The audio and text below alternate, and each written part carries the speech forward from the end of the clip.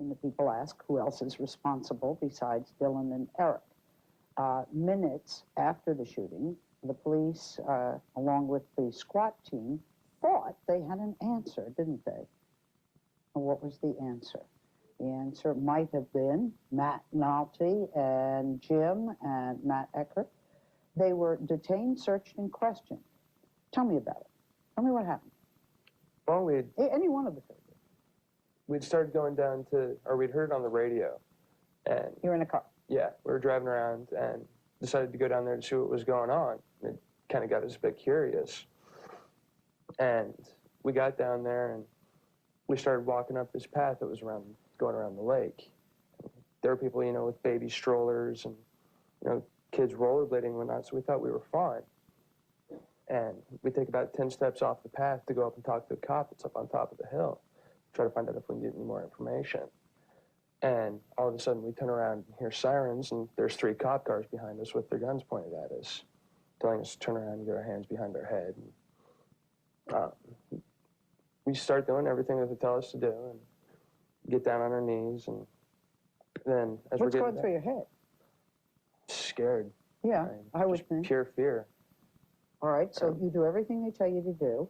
As we're getting down on our knees, we see a golf cart coming up from the other side of the hill with about 7 SWAT team members, all of them carrying M16s and Schultz shotguns. And they come up and they have all those pointed at our heads, and you know, they're still telling us what to do. And they lay us flat down on the ground and start searching us and everything out all our pockets, scattering it all over the field. Now, you know, you do not know what this is about. Put yourself in their position. You do not know what this is about. Now it's retrospective. It was your clothing that made them think you might be involved. Why? You look different. Because you look different. Yeah, that and they handcuffed you? Yeah, they handcuffed us and held you for how long? Yeah, they were dragging us around by like our chains on our necks, stuff like that. For how long? They detained us for about an hour and questioned us on like if we knew the trench coat mafia, stuff like that. I mean, we've never even heard of them before that day. What an experience. Now, let's talk about the aftermath of that experience. You've had death threats? I have. You have cried? I don't know, people seem to think that we have something to do with it just because they saw us on TV.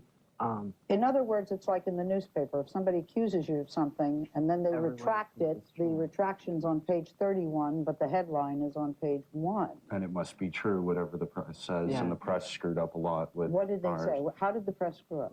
They said we were friends with these people, that we hung out a lot, that we had talked over the internet with them. Were you friends? Did you talk on the... Were you friends? No. We didn't even know Did you talk on the internet? No. Did you know them? No.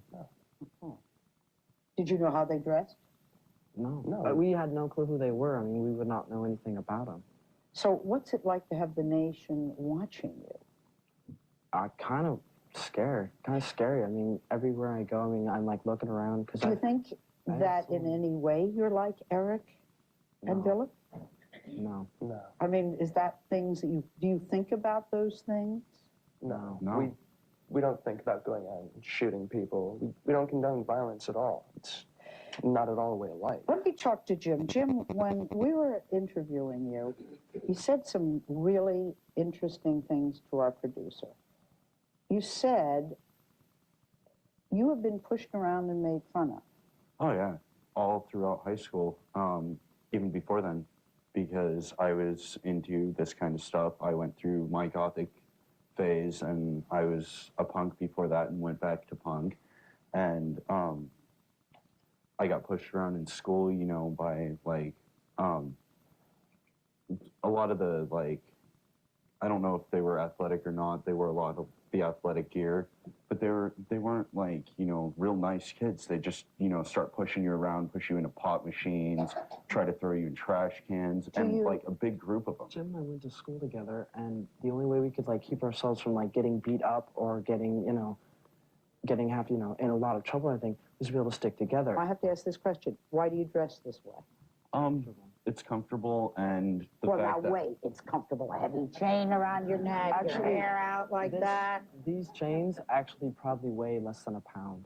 I think they probably weigh a few Now, ounces. I don't take that you dress this way because it's comfortable. Well, actually, the jeans, they're really we comfortable. wear, the pants we wear, I mean, it's like, it's those pants when you get off work and you go home and you want to change into something comfortable, you know, you don't have to worry about anything. That's what we want to wear. Something that we don't, you know, don't have to like worry about. That, and it's also about expression. Aha! I'm not buying the it's comfortable. I'm buying a quote by you. It's a free country and we can dress how we want. I'm buying that. Why are you here today? What do you want to say? I want to say first off that we had no part in this at all. Somebody lost their job over this, right? He did. I did. Okay. Say what you're going to say. I didn't mean to interrupt.